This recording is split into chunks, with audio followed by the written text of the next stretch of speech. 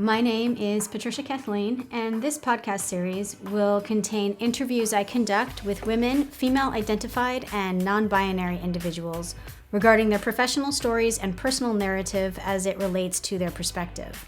This podcast is designed to hold a space for all individuals to learn from their counterparts, regardless of age, status, or industry. We intend to transparently investigate the evolving global dialogue regarding underrepresented figures in all industries across the USA and abroad. By hosting these stories and conversations, we aim to contribute to the changing platform and representation of these individuals for the future. Now let's start the conversation.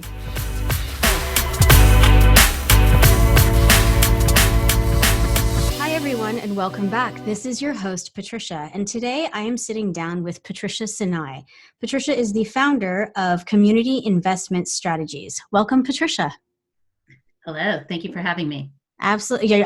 You might be one of the first Patricias I've interviewed, so it's super exciting to say that name over and over again.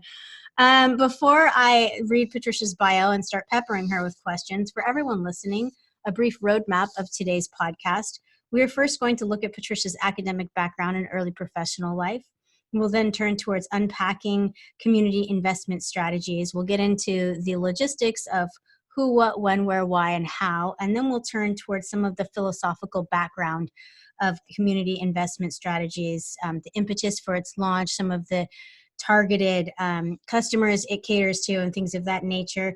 And then we'll turn our efforts towards analyzing Patricia's goals that she might have for CIS over the next 3 years, involving scaling, expansion, and anything else that she can tell us. We'll wrap everything up with advice that she has for those of you looking to get involved in what she's doing, or perhaps emulate a little bit of what she does. This roadmap follows the same trajectory as all of the roadmap in these series.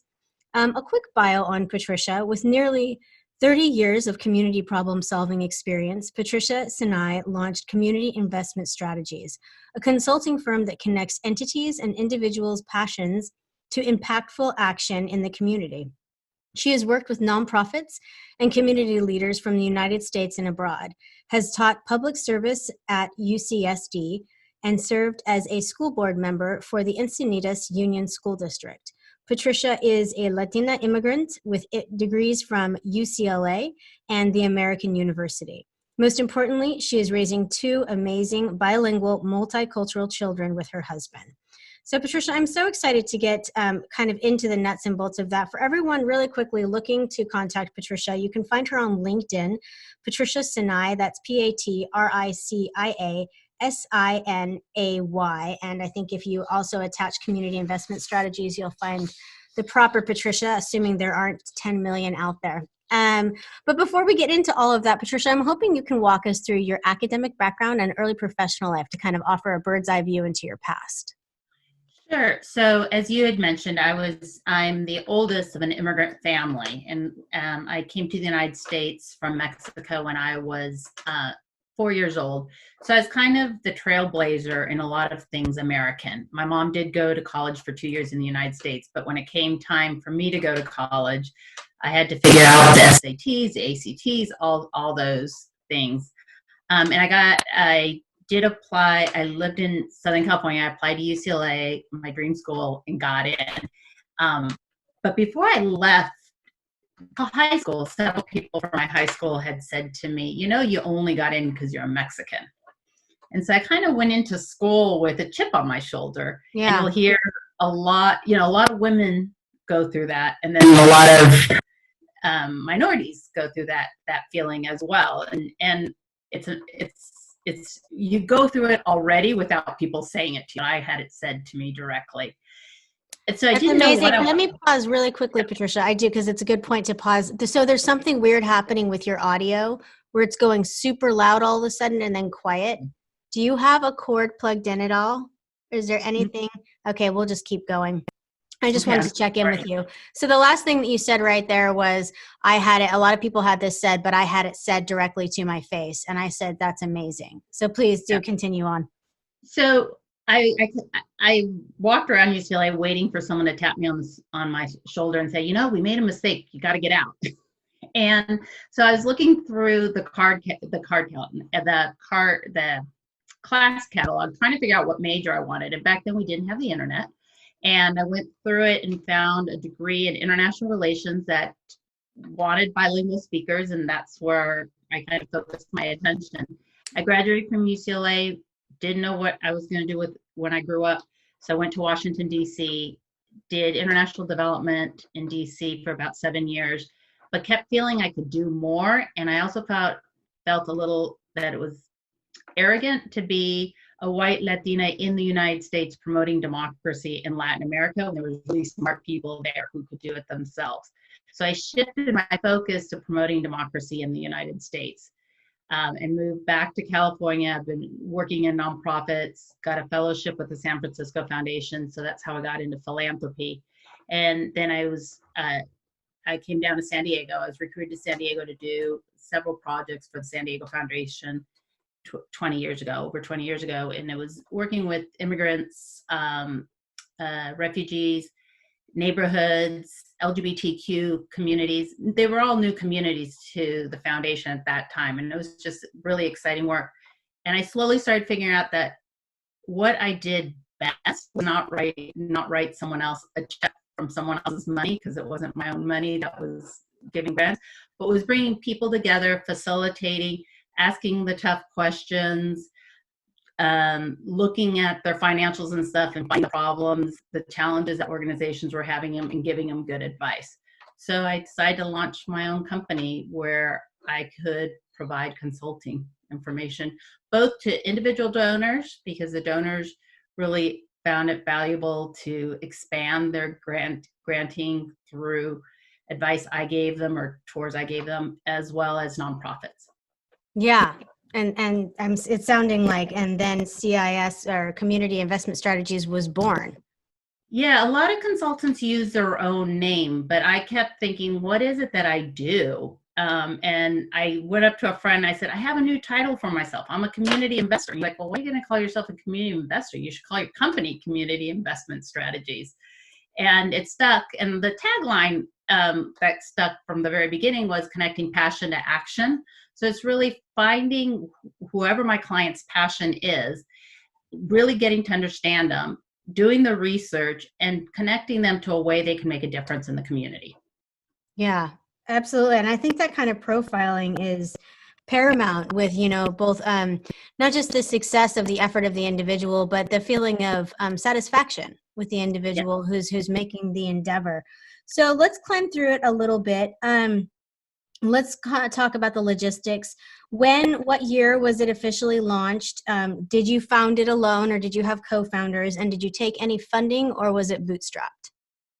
So I did it in 2003. I made the decision in October, I launched it. And that was the same year that here in San Diego, we had really big fires. Mm-hmm. And it was the first time in my philanthropic career that the whole community was coming together to solve something. And I was on the outside because I was no longer at the foundation. So I was very frustrated, but the foundation called me in, and I did end up consulting with them. So my former client was my first client. And I didn't really need a lot of funding, because what my company is me, my brain, my knowledge, my experience. So I needed a desk, a bookshelf, laptop, those type of things. But more than anything, it was, bootstraps and got going. Yeah, absolutely. And it was you alone, so no one else co-founded it with you. The impetus for the launch, it sounds like it came together organically. Was there an aha moment, or was it more of you realizing that you had these skills where you could kind of match make cause and person? It's almost always an evolution. Part of it was I knew I had these skills. I was a tough person to manage because I kind of wanted to do things my own way. And I always joke around that I created the systems at the foundation that drove me out because I didn't like rules. I got bored quickly, so I always wanted to do new things. And I was dating this great man who kept saying, I really believe in kind of a woman being home, and yes, a mom at home for the kids. I was like, baloney, that's not me. But as I was thinking about all these things, I was like, well, there is some flexibility. I do want to kind of create my own schedule and my own clients. And there aren't that many, especially when I started 15 years ago, there weren't that many people who were bilingual, multicultural, who understood the nonprofit side as well as the philanthropic side. And so I jumped in. Yeah, that's perfect. So what has the growth been? I mean, 2003, it's been around for a healthy chunk of time. You're looking at 17 years now. What has the growth been like? In the beginning, was it hockey stick? Was it slow but steady? How did that all work? It's interesting. It goes up and down, and sometimes, as a consultant, we always say, be thankful for the ups and be thankful for the downs, it's been always steady. In the first year, I got 2 anchor clients per se to say. One was teaching at UC San Diego, so 2 quarters I would be teaching a class on public service at UC San Diego. And then Holland America Line in Seattle hired me to be their local giving person here in San Diego, and they're still a client. And so it was nice to have that base of 2 clients. So I knew that was coming, and that gave me opportunities to connect with different people. It's been all word of mouth. I had a strong reputation at the San Diego Foundation, and then since then it's been just my reputation from the other work that I've done. And sometimes it's crazy busy, and I will bring in maybe someone to help me with some of the tasks. I've only done that maybe about 5 different times. I have partnered with other consultants to do bigger projects, and I've never panicked. I've never thought, have I made a mistake? Yeah. I'm wondering, when you teach at UCSD, when you have students, is there a certain amount of intel or like on-the-job training and knowledge that you bring to your students in regards to, your clients and what you have? Because there's changing trends, right? You've been around for more than a decade. That's enough time to collect a lot of really useful data. Yeah, well, the reason I was hired to teach was not because I had a PhD or I had written a lot or the things that usually get you into academia. The provost at the time at Thurgood Marshall College, he knew of my work in the community. And when I said to him, I'd like to teach at a community college, can you help me? He's like, why not come here? And I'm like, I don't have a PhD and I have no desire to get one. He said, no, we need your brains and your experience. So that was the reason I was hired. And my curriculum, the syllabus changed over the 15 years I taught, because there's been a huge change in civil society, in how nonprofits work, even the idea of corporate philanthropy. In the past, the idea was corporations would hide what they did because they didn't want the stockholders to know that they're giving money to the community. And now it's the opposite. They're very out in front because that's what stockholders are looking for to do digital investments. And so there was a lot of constantly sharing my information, connecting them with the community. I also felt that I didn't have very many professors who said, this is an opportunity, this is how things are done in the real world. If you think about academia, we write 20-page papers, but in the real world, you never write a memo more than 2 pages, all bulleted. And so it was having those honest conversations. My class was small, so we could teach the basics from how do you use a business card, which side you put your name tag on, and why. Yeah, absolutely. I think that sounds so useful. So Patricia, I'm going to pause for one more second, and I'm going to make a note to myself to edit this part out as well. Do you have the head mic before? I'm missing like every 5th word that you're saying. Let me see. It's possible that Zoom is getting it. Like, I've had Zoom generously record things I can't hear, but I'm just worried that it'll. I was doing the head mic I had before. I was calling in through the phone because you had asked me to do, for the head mic. Let me see. I don't know if I have a head mic that plugs into this computer, because That's okay. Okay. It's a newer computer, so I'm like, it's okay. It's like I wonder. I'm going to fry my technical team after this. I'm so sorry. No, it's good. I think it's healthy to have these check-ins. Yeah, All the ones I have are just for the phone. I have a bag full of headsets. We're all good. Let's just continue and it'll be fine. We're halfway through anyway. And I was just curious, and I'll pray for Zoom to pick everything up. And if not, I'll do it all over again or see what I can scrub off and post. Okay. So with the utility that your students have, everything that you're doing, do you ever find like a symbiotic relationship where you bring them back into, I feel like this is like a prime ground for internships or something like that, but maybe that's just me like trying to make more of a system out of this. Well, I've thought about bringing them into some of the work that I'm doing, and usually I take projects that I can manage on my own. But what I have done is, as I know their interests, I've always bring in speakers from the community based on what their interest is professionally. And many of those organizations or speakers have ended up having my students as interns or employees. Yeah. And now it's become symbiotic in the professional world because I'll get a call from a former student and they need XYZ connection or consulting. I would say it was symbiotic throughout the teaching as well, because everybody has different experiences, and I loved what I learned from the students. I constantly applied that to the work I was doing and going back to people and saying, I have students who made it, even though they maybe shouldn't have, or we have stereotypes. And these are the things that they said. Yeah, absolutely. That's fascinating. Likewise, has teaching kind of augmented what you've done with your clients? Has there been any reverse symbiosis there, or has it changed who you work with? And also, let's turn our attention towards the clients that you work with. Like it feels like you have a matchmaking thing happening here. And so I'm wondering how you're finding the philanthropic endeavors and the people. So those are two different marketing efforts, right?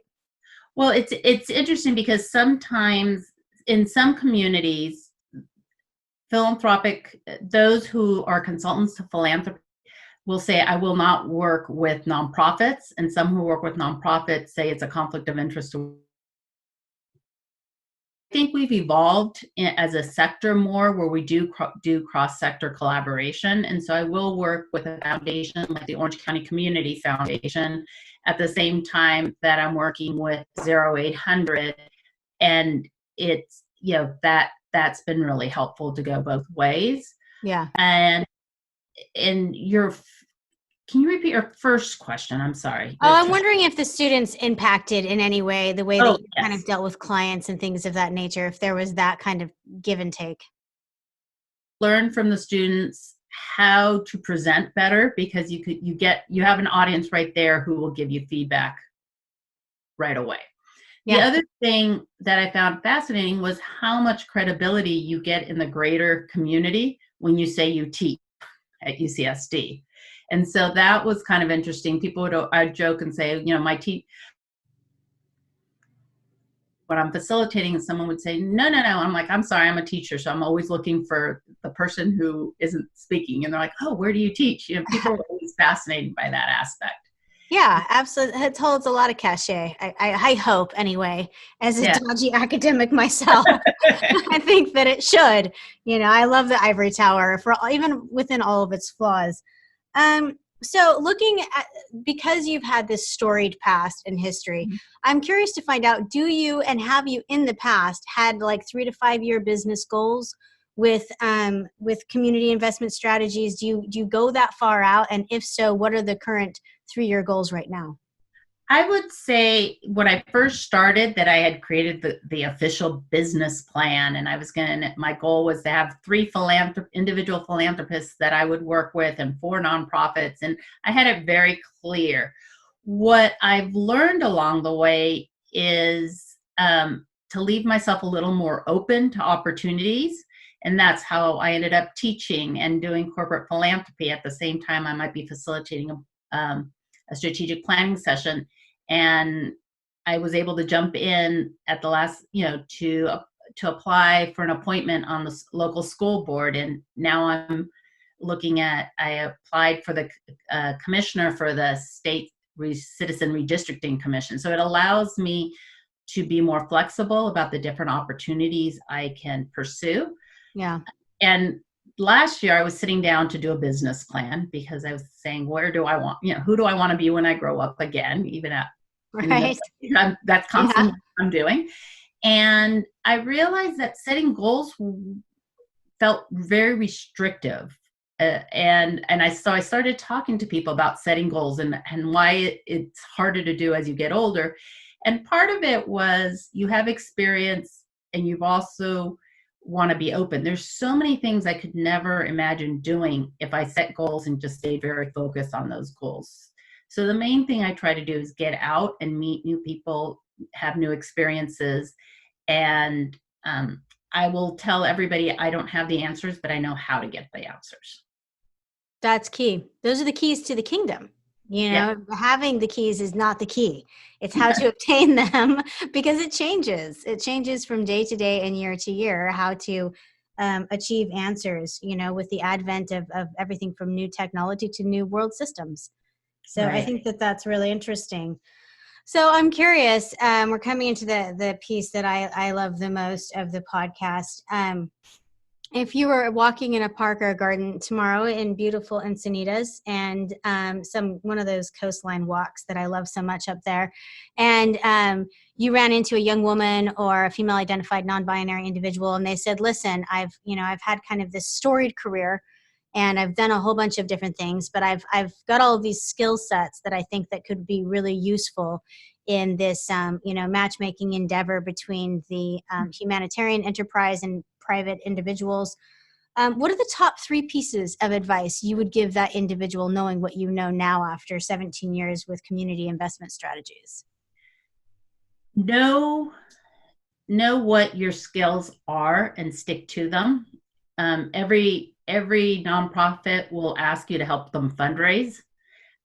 And so people will always jump into that. But the truth is, usually it's not fundraising consulting that the organization needs. It might be board development, it might be something else. Mm-hmm. Don't do the fundraising if that's not what you want to do, because then you won't feel very good, and neither will the relationship. But do go into a meeting to explore if it's really fundraising or not. Mm-hmm.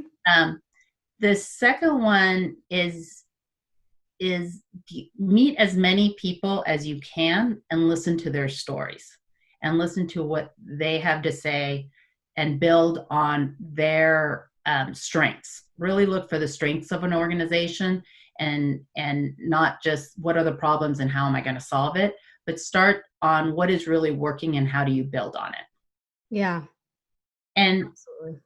Finally, I would say there's a difference between being a consultant and a contractor.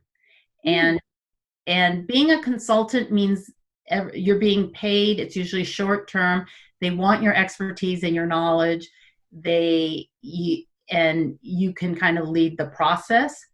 Being a contractor is really being an employee. It might be short term or long term, but there's work that they want done that they can't get done. And so they're leading the process versus you leading the process. And many times you need to figure that out early on, and you may even want to adopt the title of contractor consultant so that the relation is more clear. But if you figure that out for each of your interactions, it's going to run a lot more smoothly. Yeah, absolutely. And that's so crucial. It's really interesting that you would cite that. I hadn't really in my own head. Those two are frequently interexchanged, and they're not. You're right. They're very different, especially the reality of the work outcome and things of that nature and the role that they serve. All right. So I have know what your skills are and stick to them. Number 2, meet as many people as you can and listen to their stories. And number 3, there's a difference between being a consultant and a contractor, and decipher the difference early to enable the workflow that you want to do. I think that those are wonderful. I think those are so powerful. I would advise everyone, not even in your line of work, to really analyze. I'm a big definer. I believe in people defining their terms. People who work with me, I like to define my own terms, and I certainly demand it of everyone I employ, because it enables communication, right? This transparency, this ability to function fluidly, knowing what one another means. And so I think that people who cause me to reevaluate the definition of words Yay! It's wonderful. Well, I thank you so much, Patricia. We are out of time today, but I really appreciate everything that you've said, and I'm hoping that we can get you back on one of our other podcasts, maybe perhaps the Roundtable or something like that, and get more of your awesome 17-year expertise. I love it. And for everyone looking to contact her, again, you can find her. It's Patricia Sinay, Patriciasinay on LinkedIn. Her company is called Community Investment Strategies. And thank you so much for giving us your time today, Patricia. Thank you so much for including me in your amazing podcast.